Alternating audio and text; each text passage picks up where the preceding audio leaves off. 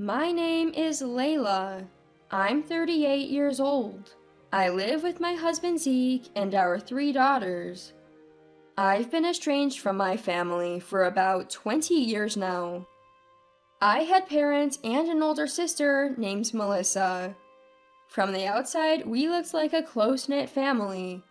But the truth is, I was the one who felt isolated. I've always been shy and introverted, and I'm not particularly striking in appearance. I struggled to stand out and had only a few friends during my school years. On the other hand, my sister was outgoing and surrounded by friends thanks to her good looks. My parents seemed to be proud of her. They favored her over me in many ways.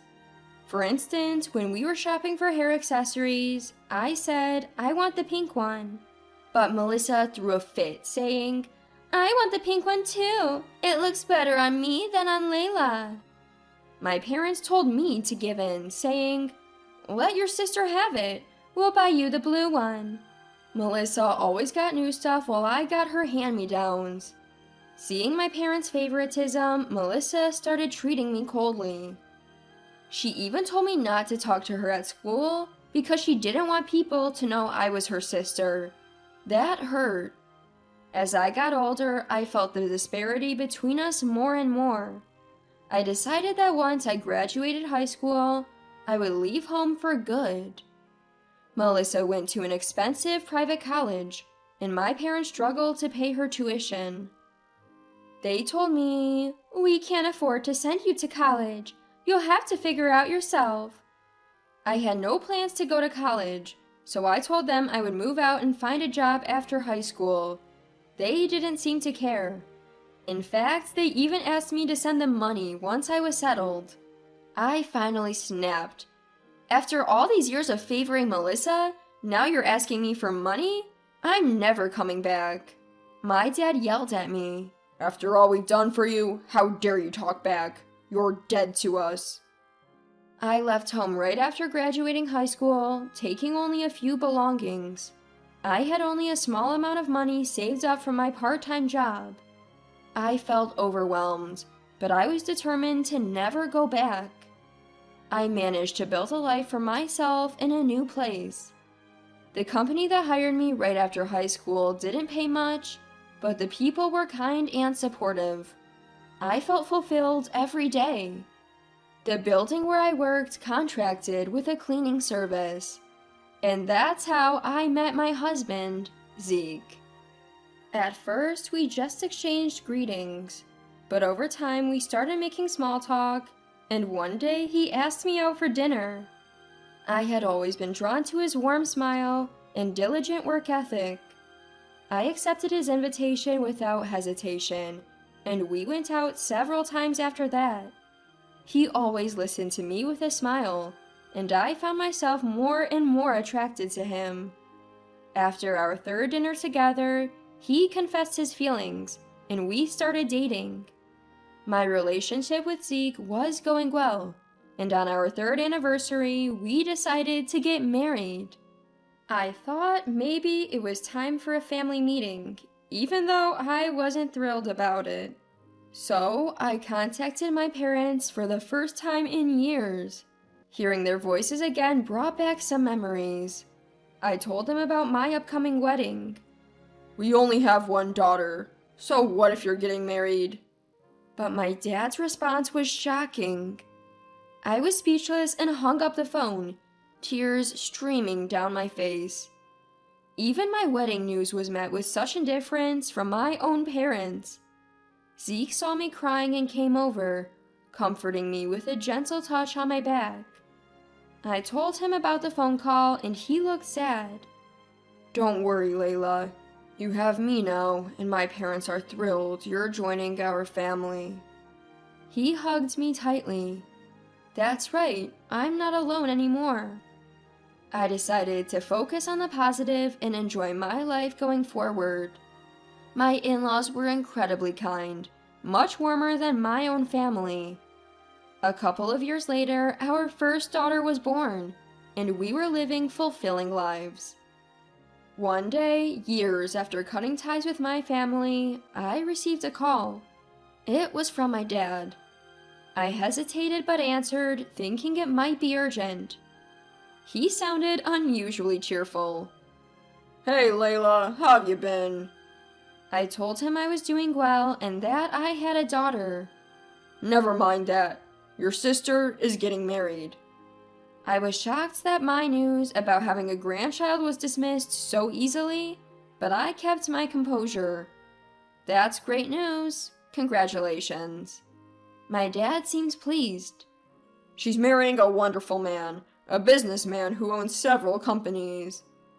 Then came the unexpected invitation. "There's a wedding in 2 months. You should attend." I couldn't believe how insensitive he was. When I got married, the only people who celebrated with us were Zeke's family. I couldn't even invite my own family. "Why should I attend my sister's wedding when you couldn't even offer me a single congratulatory word on mine?" My dad replied, annoyed. "It would be embarrassing if her in-laws thought she had an uncouth sister who couldn't attend her own wedding. Make sure you come." He quickly told me the venue and date, then hung up. I was far from convinced, but felt somewhat obligated to attend. The wedding was scheduled at a hotel. Since our daughter was still young, I decided to go alone, leaving her in Zeke's care. I had some time to kill before the meet and greet my dad had told me about, so I was thinking of hanging out at the hotel cafe. That's when I saw a familiar woman walking from the back of the lobby.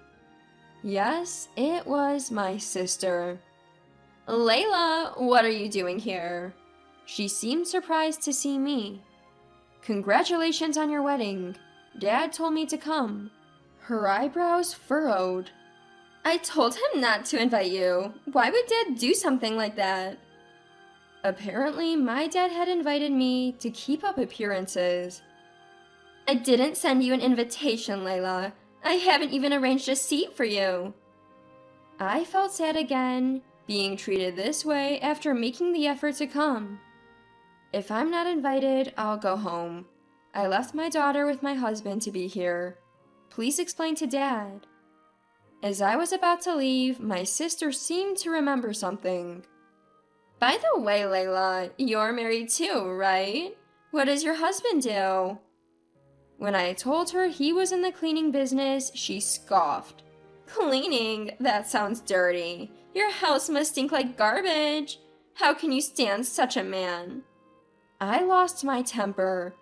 "Stop insulting my husband's job. I'm very happy with my life.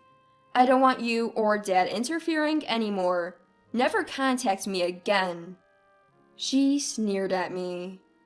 "I wouldn't want to be family with someone who smells like garbage. We're strangers now and will remain so. I won't bother contacting a stranger." I stormed out of the hotel, and only then did I notice my makeup was ruined by tears.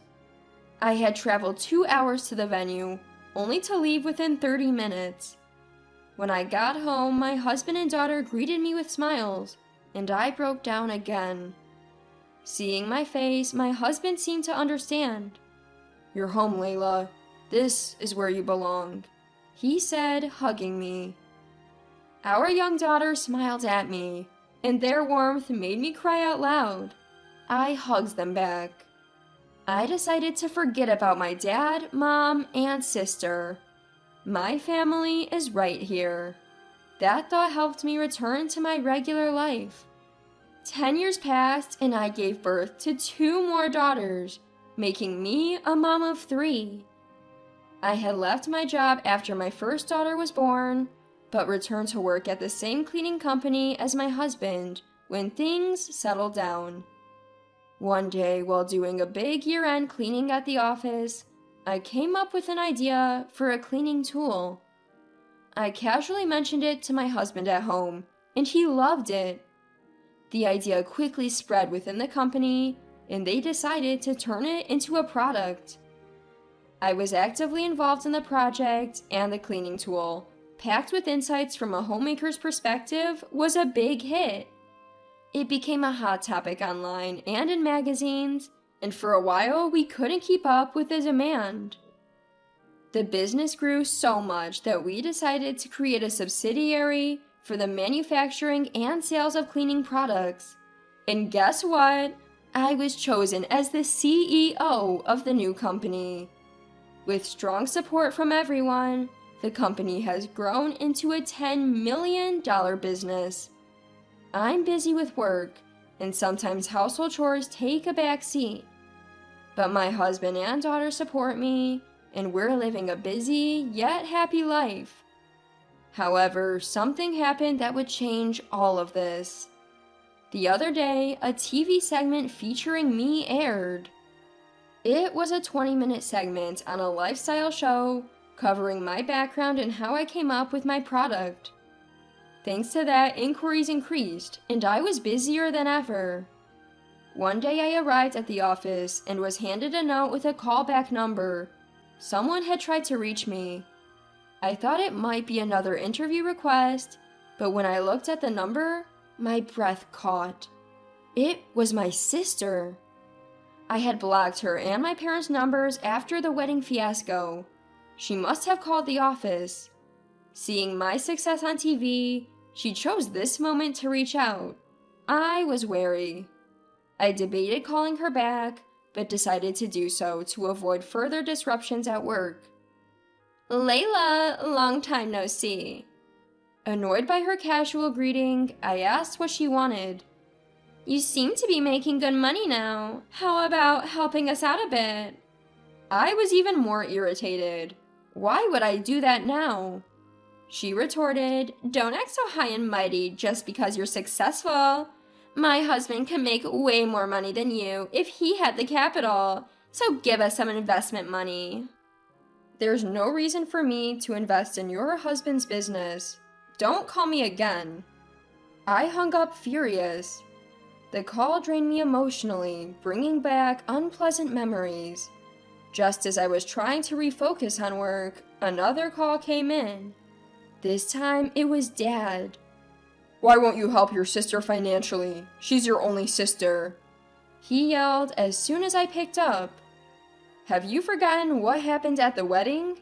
After all that, you expect?"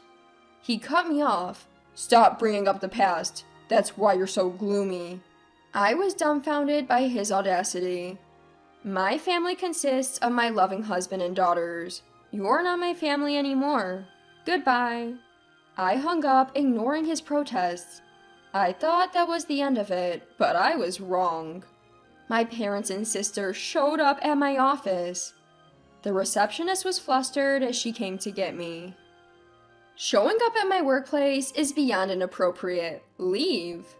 But Dad said, "Come on, we're family. Let's continue our conversation from the other day." Not wanting to cause a scene at work, I contacted my husband and we decided to meet them at home. The tension was palpable as both families gathered. "I hate to be blunt, but you're here to ask for money, right? I don't have a single dollar for you." I took the lead. They laughed as if I was a joke. "We're your blood relatives, Layla. If you're making money, we have a right to some of it," my sister said, and her husband nodded. "With some financial help, I can run a business much more successfully than you." My brother-in-law spoke down to us. His rudeness on our first meeting confirmed he was cut from the same cloth as my sister and parents. "The only connection I have with you is blood. I have no reason to help someone who's essentially a stranger to me." I tried to keep my voice steady, but anger made it quiver. "Then let's stop being strangers from today. We'll be family again," my sister said, almost mockingly. Just as I was about to retort, my husband gently placed his hand on my shoulder and stood beside me. "Layla is already part of our family. We don't need you to be happy. In fact, aren't you the ones who need us?" He spoke calmly but firmly, looking straight at my parents and sister. "Shut up! You're just a janitor, right? Surrounded by garbage all day, and you dare to act superior? My husband is a businessman, not like you.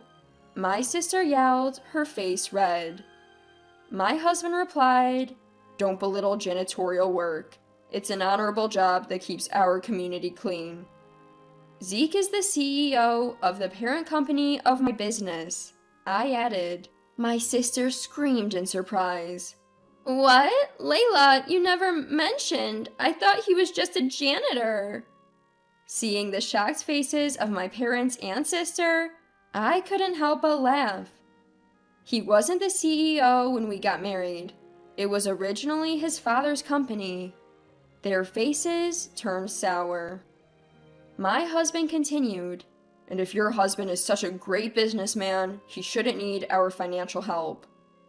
My sister and her husband tried to respond, but were at a loss for words. I took a deep breath and said, "This is the last time we'll talk. We're fine being strangers. If you make a scene, I'll call the police."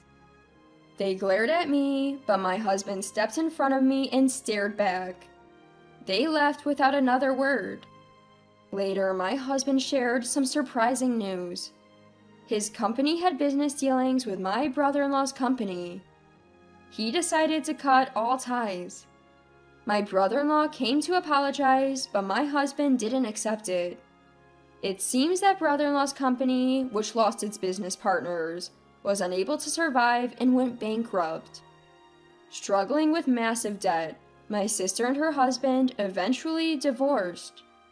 Moreover, my dad, who had been receiving financial help from them, had prematurely retired without consulting anyone. Now he couldn't find a job due to his age.